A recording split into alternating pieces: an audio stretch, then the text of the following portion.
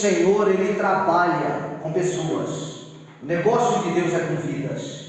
O negócio de Deus não é com coisas, não é com objeto, não é com patrimônio, não é com terra. O negócio de Deus é com vidas. E para que as vidas elas possam entender a palavra de Deus, Deus ele começa a chamar pessoas, separar pessoas, escolher pessoas para a sua obra. E essas pessoas que são chamadas, que são escolhidas, que são separadas para a obra, elas devem atender o chamado, não apenas com os requisitos técnicos, não apenas com habilidades, faculdades de memória, inteligência, não apenas por qualidade, por talento, nem por exercer algum tipo de dom na casa do Senhor, mas essa pessoa que foi chamada, ela tem que ser verdadeira, ela precisa ser sincera, ela precisa ser reta diante de Deus, ela não pode de forma nenhuma ser uma capa, ela não pode de forma nenhuma viver um teatro, porque não funciona. Ela precisa entender que ela tem um chamado, que ela tem uma responsabilidade e ela precisa viver. Porque o que começa errado termina errado. Ninguém pode se acostumar com o pecado, porque o pecado ele não poupa ninguém. Preste atenção. Se nós observarmos o versículo que nós acabamos de ler, nós vamos notar algo aqui muito interessante, que talvez passa batido da sua interpretação, da sua leitura. Talvez você já leu esse trecho, mas você não se atentou a isto. O que está acontecendo no versículo de número 22? Isso aqui é o juízo de Deus. Isso aqui é o encontro de alguém que recebeu a responsabilidade da parte de Deus, não exerceu a função com retidão, com sinceridade, com vida diante do altar, e agora chegou o dia da prestação de conta. Agora essa pessoa, ela vai se encontrar com aquele que o chamou, porque este dia vai chegar, esta hora vai chegar, e o juízo de Deus vai começar pela casa, pelos filhos, pela igreja. E como nós vamos nos encontrar com aquele que nos chamou, com aquele que nos responsabilizou, com aquele que nos deu, aleluia, uma ordem para ser cumprida: ide por todo mundo, pregar o evangelho a toda criatura. Quem crê e for batizado será salvo, e quem não crê será condenado. Vai chegar um dia em que nós iremos nos encontrar com Deus. Agora veja, irmãos, este versículo que nós lemos é o encontro de um evangelista, de um obreiro, de um pastor, de um membro do corpo de Cristo com o seu Senhor. E este versículo ele está dentro de um contexto de falsos profetas, ele está dentro de um contexto onde o Senhor fala que nós temos que cuidar, a ter cuidado com lobos, roubadores. Este contexto está, aleluia, entre a árvore que produz bons frutos e a árvore que produz maus frutos, e este contexto fala que toda árvore que não der bom fruto será cortada e lançada no fogo. Então preste muita atenção, porque isto aqui é o juízo de Deus. Mas vamos analisar o currículo desta pessoa que recebeu uma responsabilidade, recebeu uma chamada, que foi escolhido por Deus, agora tendo um encontro com o seu Senhor. Vamos analisar o currículo dessa pessoa. Olha o currículo dessa pessoa. O currículo dessa pessoa, olha o que Jesus disse: naqueles dias hão de dizer-me: Senhor, Senhor, porventura não temos nós profetizado em teu nome? Profeta, já tem no currículo, profeta. Em teu nome nós não expelimos demônios, autoridade. Tinha autoridade, era profeta e ainda tinha autoridade para expelir demônios. No currículo deste homem que teve o seu encontro com Deus no juízo, ele diz: e em teu nome não fizemos nós muitos milagres. Além de ser profeta, além de ter autoridade, tinha dom de cura, para operar milagres, para ressuscitar até mortos. Mas agora esta pessoa está diante de Deus. Agora eu pergunto para você: ele estava mentindo para Jesus? Não. Ele realmente profetizava, ele realmente ganhava almas, ele realmente expulsava demônios, ele realmente curava enfermos. Tudo isso em nome de Jesus. Mas olha a resposta de Jesus para alguém que tem um currículo pesado como esse. Então lhes direi explicitamente, abertamente, diante do Pai, diante dos anjos, diante da igreja: nunca vos conheci. Já imaginou, irmãos? Você profetiza, você expulsa demônio, você cura enfermos, e agora você está diante do Senhor, esperando o seu galardão, e o que vem para a sua vida? Juízo, condenação. Aí Jesus olha, é um currículo pesado. Olha para esse currículo pesado, é um ganhador de almas, é alguém que se destacou aqui embaixo, é alguém que aonde passava deixava rastro de milagre. Mas olha a resposta para este homem: nunca vos conheci, apartai-vos de mim, os que praticam iniquidade. O pecado não poupa ninguém. O que eu estou querendo dizer com isso? Se esse homem com esse currículo, ganhador de alma, pregador do Evangelho, profeta, autoridade para expulsar demônio, fazia milagres, se este homem com este currículo foi condenado, imagina nós que Jesus chama para fazer a sua obra, e a gente sabe que tem que fazer a obra e fica procrastinando. Você sabe que tem que ganhar uma alma, não consegue ganhar uma alma. Você sabe que precisa evangelizar, não consegue evangelizar. É verdade. Imagina, irmãos, você sabe que tem que se desviar do mal, mas você vive se envolvendo com as coisas deste mundo, desta terra. Irmãos, se esse homem com esse currículo foi condenado, o que será de nós? Como a nossa irmã Matilde orou aqui: perfeito só Jesus, mas nós temos que nos esforçar para agradar ao Senhor. Agora imagina, irmãos, todo o culto se prega uma verdade como essa, se fala, se anuncia, mostramos qual é o caminho, mas nós não conseguimos, irmãos, colocar em prática o Evangelho. O que será de nós?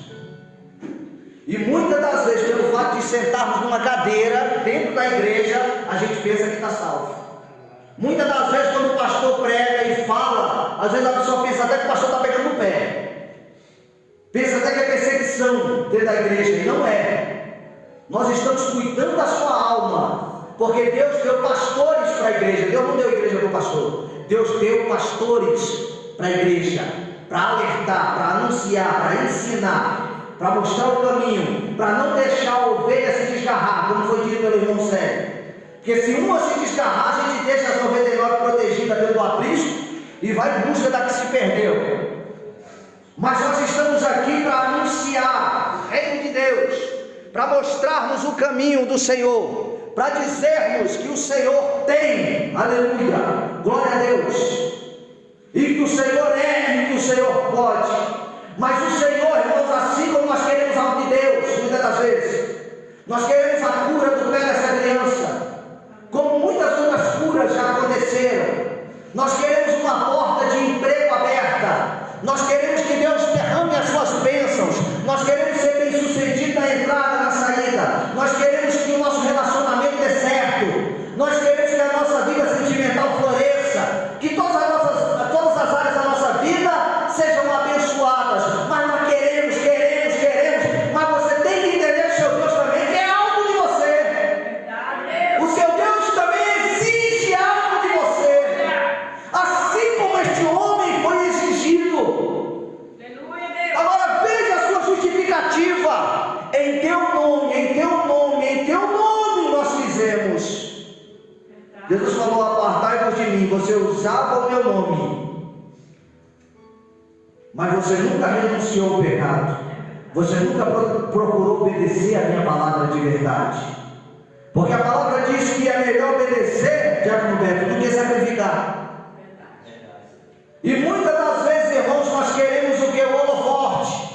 Nós queremos muitas das vezes estar debaixo das luzes. Nós queremos muitas das vezes, irmãos, ser um destaque. Nós queremos ter reconhecimento humano, mas na verdade nós não queremos buscar o Senhor em secreto. Nós não estamos procurando melhorar amanhã, porque hoje nós não fomos tão bons. Nós não queremos, irmãos, aleluia, crescer na graça, no conhecimento. Nós não queremos subir o nosso nível espiritual, porque subir o nível espiritual, irmãos, não traz holofote a olhar humano. Subir o nível espiritual é reclusão, é renúncia, é meditação na palavra de Deus, é tirar momentos de oração, é procurar realmente interpretar a palavra como ela é, e não viver de achismo, viver uma vida de santificação. Poucos querem hoje em dia. A maioria das pessoas, irmãos, que começam na fé, estão se tornando verdadeiros fariseus,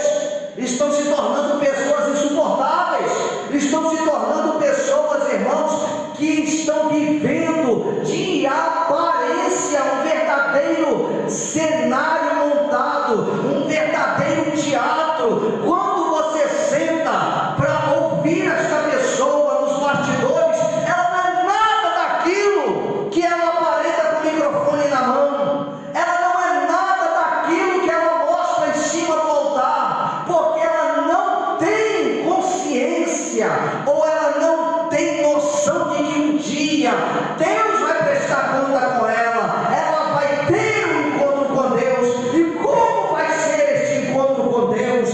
Missões é conscientização, missões é mostrar para mim e para você que não basta fazer a obra, tem que ser feita do jeito certo, não pode ser de qualquer jeito. Às vezes você é cobrado em uma área, às vezes, aleluia, você é chamado a atenção, mas não é para você desistir, não é para você parar.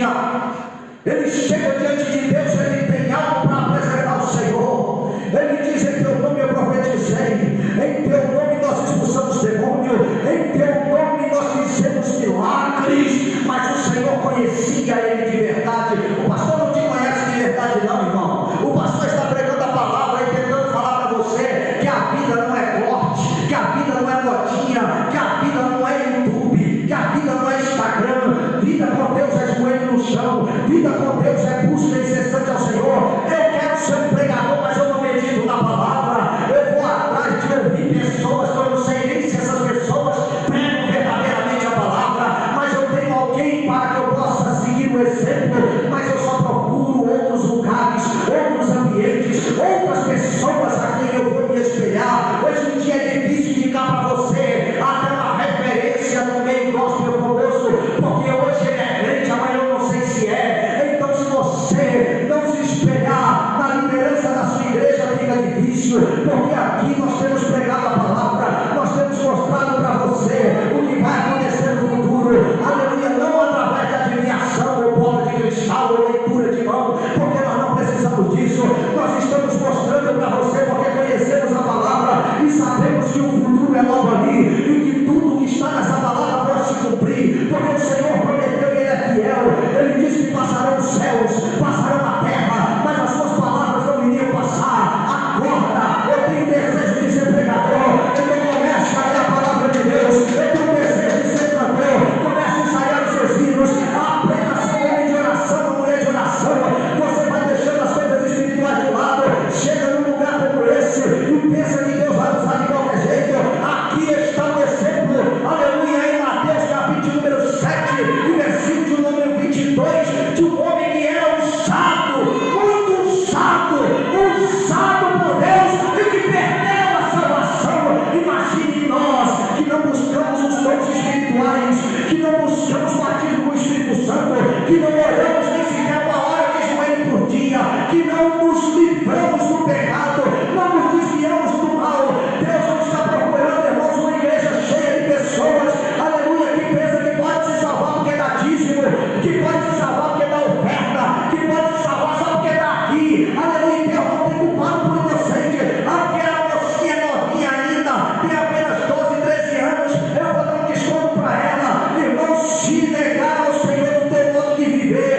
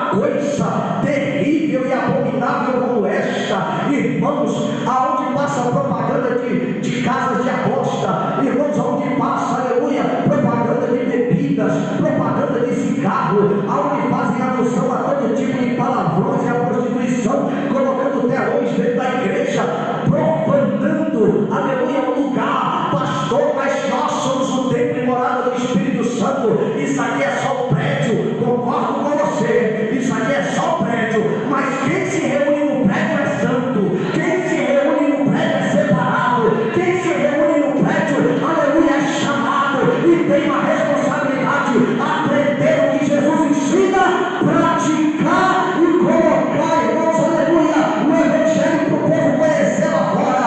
Agora eu vou trazer para dentro da igreja esse tipo de mundanismo. Nós estamos vendo crentes, irmãos, aleluia, salvo engano, se foi o seu marido que fez, se foi o seu parente que fez, porque com certeza nós sabemos que nem todos aqui são crentes.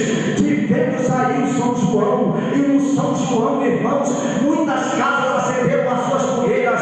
Você sabe o que significa isso no mundo espiritual? Não se trata só de comida e bebida, se trata, irmãos, aleluia, de três personalidades, se trata de João Batista, se trata de Pedro, se trata, aleluia, de Santo Antônio. As três coisas praticamente não tem nada a ver com a outra, mas essas três pessoas, duas delas, são dois personagens da Bíblia Sagrada. João Batista e o apóstolo Pedro são personagens bíblicos e não compactuam com isso.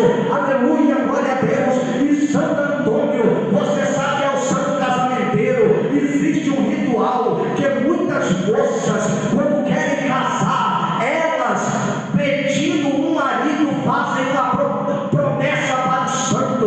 Mas o que elas fazem? Elas pegam o Santo Antônio, não sei se você já viu isso, ela pega o Santo Antônio, que está em pé aqui no altar, vira Santo Antônio num copo com água de cabeça para baixo e deixa ele de castigo dentro de um copo de cabeça para baixo. Ela fala, segundo a sua promessa, eu só vou te colocar de pé quando me der um casamento, quando me arrumar um marido. Então ela, o que é isso? Isso é superstição. O crente, aleluia, não pode comer as comidas que oferecem naquelas barracas nesse dia, porque são sacrificadas a ídolos.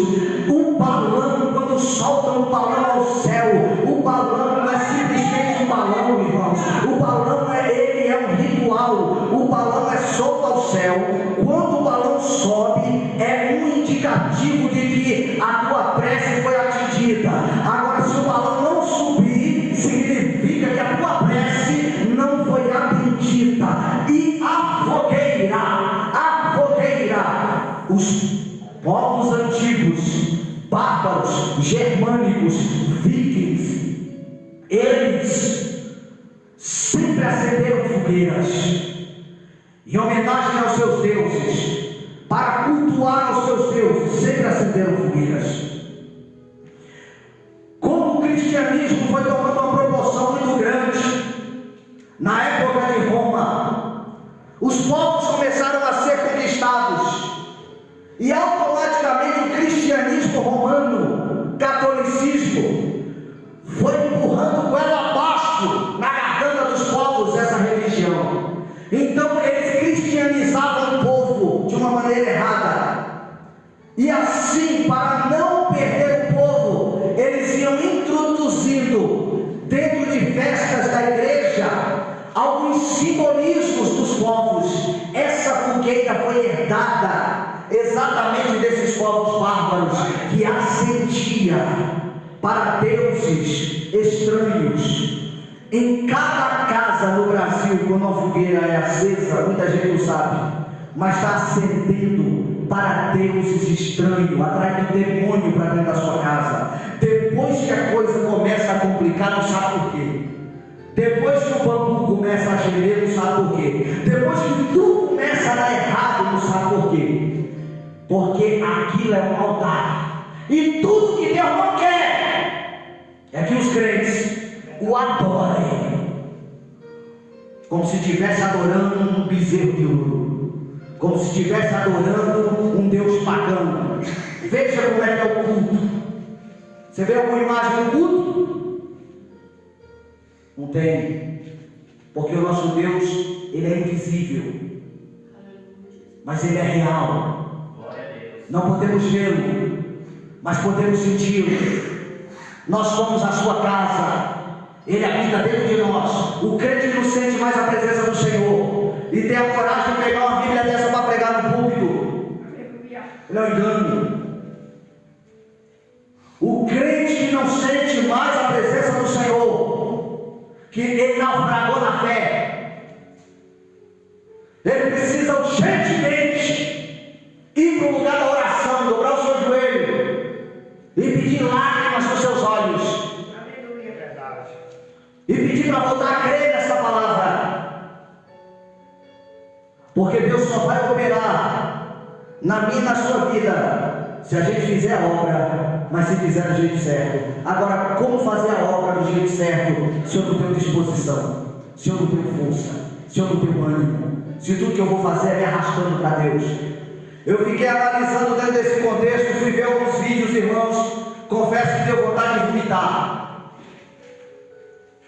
O pessoal colocou o telão dentro da igreja, e quando o Brasil fez o primeiro gol, eu nunca vi tanto crente pular na minha vida e se espelar gritando como eu vi naquele vídeo.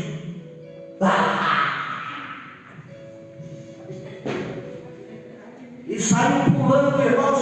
Só que eu fiquei imaginando, será que pregando a palavra de Deus, se fosse um culto de ensinamento, um culto de doutrina, um culto de palavra, será que pregando a palavra eu queria ver se pulava desse jeito?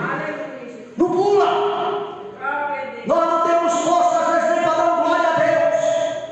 Quanto mais pular, nós não temos força muitas das vezes nem para fazer a vontade de Deus nessa terra, nem para fazer o íntimo do Senhor. Todo dia Deus te cobra isso, meu pastor. Todo dia quem tem chamado a cobrar, porque eu sou. Não é possível que você não seja. Não é possível que quando você tem um encontro ímpio, não vem nada no seu coração. Não é possível. Você está na religião errada. Você está na religião errada. Outra coisa, lembrei, falando de religião, eu duvido. A igreja está abrindo as portas para o mundo, botando telão, botando o jogo da Copa. Eu duvido um centro de macumba botar um telão na hora do samba. Eu duvido botar o telão da Copa na hora do samba. Não bota. Eu duvido espírita, na hora que todo mundo sentar na mesa branca, colocar um copo com água, acender a vela e apagar a luz, se eles botam o telão lá. Não bota. Porque aquele lugar para eles é o que? Sagrado. Agora nós vamos facilitar para o diabo? Ah não, mas o meu Deus, não é assim? O meu Deus. Irmãos, até para Deus enviar um anjo e guardar a sua vida, você tem que temer ao Senhor. A Bíblia diz que o anjo do Senhor acampa ao redor daqueles que o temem. E aí ele livra. Agora tu imagina um camarada dentro da igreja, não teme a Deus, não respeita ninguém, cangote duro, nariz empinado, agora eu faço o que me dá na telha, eu sou assim. Imagina quando ele precisar da ajuda do anjo. O anjo vai olhar para ele e vai falar assim, não tem nem a Deus, não é assim? Está por conta própria. O anjo do Senhor, não adianta a gente romantizar. Não, o anjo guarda todo mundo. O anjo só guarda quem tem temor de Deus. Se não tiver temor de Deus, irmão, conta com a sorte, conta com a superstição, conta com o búzios, tarô, com a leitura da mão da cigana, conta